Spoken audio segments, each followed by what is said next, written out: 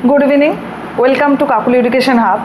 आज आमी आमार नेताजिर जे समस्त स्टूडेंट जारा परीक्षा देबे खूब ताड़ाताड़ी तारा लास्ट ईयारेर एग्जामटा दिते चलेछे तादेर जोन्नोई आमी एई भिडियोटा बानिয়েছি कारण तादेर जे पेपारटा आछे सेटा होच्छे टैक्स एबं टैक्सेर एकटा मेन पोर्शन सेटा होच्छे इनकाम फ्रम हाउस प्रपार्टी। तो ওরাই অনেক দিন ধরে আমাকে বলছে ম্যাম আপনি ভিডিও বানান আমাদের জন্য, কারণ আমি আমার বেশি ভিডিও দেখবে তুমি যে 11 আর 12-এর। তো আজ আমি আমার কলেজ স্টুডেন্টদের জন্যই এই ভিডিওটা বানিয়েছি যারা ওয়েস্ট বেঙ্গলের স্টুডেন্ট, মানে ওয়েস্ট বেঙ্গল বোর্ডে পড়াশোনা করেছে। তাদের একটা সাবজেক্ট আছে কস্টিং অ্যান্ড ট্যাক্স, আর ট্যাক্সে 11-এতে ইনকাম ফ্রম স্যালারি ছিল, মানে আগের যে সিলেবাস ছিল, আর 12-এ গিয়ে আমাদের ইনকাম ফ্রম হাউস প্রপার্টি ছিল। তো ইনকাম ফ্রম হাউস প্রপার্টির ক্ষেত্রে প্রথমে আমাদের এই যে ইনকাম ফ্রম হাউস প্রপার্টি হতে গেলে কি কি জানতে হবে এবং ইনকাম ফ্রম হাউস প্রপার্টি কি।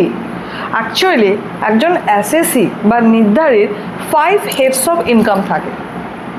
তার মধ্যে ফার্স্ট হচ্ছে income from salary, second income from house property, third income from capital gain, fourth income from business or profession, and fifth income from other source। Salary থেকে যদি কোনো SSC income করে সেটা আমরা ইনকাম ফ্রম স্যালারির অঙ্ক করব, যেটা আমি আমার স্টুডেন্টদের অলরেডি শিখিয়ে দিয়েছি। তবে হ্যাঁ, আমি আরও একটা ভিডিও নিয়ে আসবো বা অনেকগুলো ভিডিও নিয়ে আসবো যেটা তোমাদের অনেক উপকার করবে। তো সেটা হলো ইনকাম ফ্রম হাউস প্রপার্টি মানে কি করে হয়। প্রথমত একজন এসএসসি হতে হবে, সে তার নিজস্ব বাড়ি হতে হবে এবং বাড়ি ভাড়া থেকে ইনকাম হতে হবে। এই তিনটে জিনিস কিন্তু তোমাদের মাথায় রাখতে হবে। এসএসসি হতে হবে, বাড়ি ভাড়া থেকে ইনকাম হতে হবে এবং ওই বাড়িটা এসএসসির নিজস্ব বাড়ি হতে হবে। তাহলে এটা আমাদেরকে মাথায় রাখতে হবে। এবারে আসছে অঙ্ক কিভাবে করবে। এক্ষেত্রে আমাদের জেনারেলি অঙ্কেতে যেটা পড়ে সেটা হচ্ছে একটা লেট আউট হাউস প্রপার্টি আর একটা হচ্ছে সেলফ অকুপাইড হাউস প্রপার্টি। তো প্রথমেই আমি বলে দিই সেলফ অকুপাইড হাউস প্রপার্টির ক্ষেত্রে, সেক্ষেত্রে নেট অ্যানুয়াল ভ্যালু সবসময় নীল হয়, কারণ সেটাতে এসএসসি নিজে থাকে। তাই সেক্ষেত্রে শুধুমাত্র আমাদের ওই ইন্টারেস্ট অন লোনের যে ব্যাপারটা থাকে সেটা শুধু আমাদেরকে লেস করতে হয়।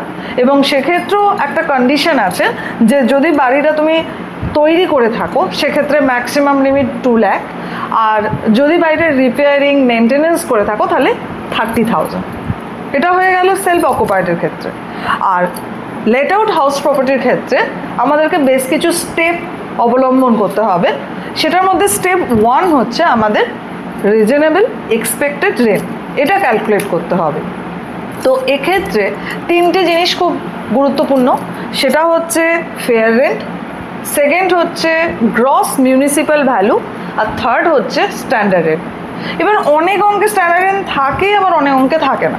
তো এক্ষেত্রে তোমরা কি করবে না, গ্রস মিউনিসিপ্যাল ভ্যালু এবং স্ট্যান্ডার্ড রেন্ট না ফেয়ার রেন্ট, এই দুটোর মধ্যে যেটা বেশি সেটা আমরা নেব, but subject to maximum of standard rent.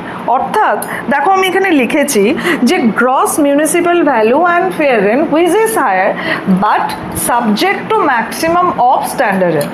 অর্থাৎ আমি ওই স্ট্যান্ডার্ড রেন্টের বেশি কিন্তু আমার রিজনেবল এক্সপেক্টেড রেন্ট নিতে পারবো না। এটা কিন্তু মাথায় রাখবে, যেটা তোমাদের অনেকেই ভুল করো, সেটা ক্লাস 12-এর স্টুডেন্টরাও ভুল করে, আর গ্র্যাজুয়েশন পড়তে গিয়ে তাদেরও অনেক সময় ভুল হয়ে যায়। তো এটা কিন্তু তোমাদের মাথায় রাখতে হবে। এবারে আসছি স্টেপ 2, সেটা হচ্ছে অ্যানুয়াল রেন্ট।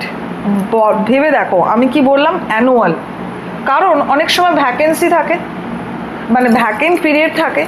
তার ফলে তুমি হয়তো 10 মাসের রেন্ট আছে, তুমি 10 মাসেরটা লিখে দিলে রেন্ট রিসিভে, বাট না, তোমাদেরকে annual rent received or receivable সেটা আমাকে এখানে দেখাতে হবে। এবং সেক্ষেত্রে যদি আনরিয়েলাইজ রেন্ট থাকে অবশ্যই সেটা লেস করতে হবে। আনরিয়েলাইজ রেন্ট ওটা কি বলো তো, যদি কোনো ভাড়াটিয়া কোনো কারণ ছাড়াই বাড়ি ছেড়ে চলে যায় এবং তুমি ভাড়াটা না পেয়ে থাকো, সেটাকে বলা হয় আনরিয়েলাইজ রেন্ট। এবারে আসছি স্টেপ 3, খুবই সহজ, step 1 and step 2 which is higher. এবার যদি ভ্যাকেন্ট পিরিয়ড থাকে, সেই ভ্যাকেন্ট পিরিয়ডটা ক মাসের আছে, ধরো 2 মাসের, তাহলে তোমার পার মান্থ মানে রেন্ট হচ্ছে 5,000। তাহলে ক মাসের করবো 5,000 ইন্টু 2, যদি বছরের সারা বছরের ধরো একটা বললো 36,000, তাহলে আমি কি করব ইন্টু 2/12, অর্থাৎ আমাকে 2 মাসেরটা বার করতে হবে এবং সেটা আমাকে লেস করতে হবে। সেটা লেস করলে আমি যেটা পাবো সেটা হচ্ছে gross annual value. Gross annual value থেকে আমাকে municipal tax paid by assessee, দেখো আবার একটা কথা ধরিয়ে দিলাম, যে মিউনিসিপ্যাল ট্যাক্সটা অ্যাসেসি পেড করবে সেটা লেস হবে। অনেক সময় বলা হয় যে মিউনিসিপ্যাল ট্যাক্সের 50% অ্যাসেসি পেড করেছে, 50% টেন্যান্ট মানে ভাড়াটিয়া পেড করেছে, তাহলে কিন্তু আমি ভাড়াটিয়াটা নেব না। আমি কোনটা নেব? আমি যেটা বাড়ির মালিক তারা যেটা দিয়েছে সেটাই নেব, মনে থাকে যেন। তো সেটা লেস করবার পরে আমরা কি পাবো? Net annual value. এবার নেট অ্যানুয়াল ভ্যালু থেকে ডিডাকশন আন্ডার সেকশন 24 লেস করতে হবে। দুটো ছাড় আছে, একটা 24A আর একটা 24B। 24A-তে আছে স্ট্যান্ডার্ড ডিডাকশন, মানে সেটা হচ্ছে 30% অফ নেট অ্যানুয়াল ভ্যালু, আর 24B-তে আছে ইন্টারেস্ট অন লোন। যদি তুমি বাড়ি তৈরির জন্য নিয়ে থাকো বা বাড়ি মেনটেন্যান্সের জন্য নিয়ে থাকো সেক্ষেত্রে, এক্ষেত্রে কোনো লিমিট নেই, ঠিক আছে। তো এই টাকাটা যোগ করলে, দুটো যোগ করে এটা লেস করলে আমরা কি পেলাম? Income from late out house property. এটা হলো বেসিক কনসেপ্ট। এবারে এর অনেক অ্যাডভান্স সাম আছে, কারণ আমার বাড়িটা যদি মেন সিটিতে হয়, মানে কলকাতা, দিল্লি, মুম্বাই, চেন্নাই, তাহলে আমরা মিউনিসিপ্যাল ট্যাক্সটা কীভাবে ক্যালকুলেট করব, ফেয়ার রেন্টটা কি, এই সমস্ত কিছু বিষয় আমাদেরকে আরও ডিটেলসে জানতে হবে। তো যদি এটা তোমাদের খুব কাজে লেগে থাকে, এর পরবর্তী ভিডিওগুলো পাওয়ার জন্য অবশ্যই সাবস্ক্রাইব করবে, লাইক এবং শেয়ার দেবে। Have a good night.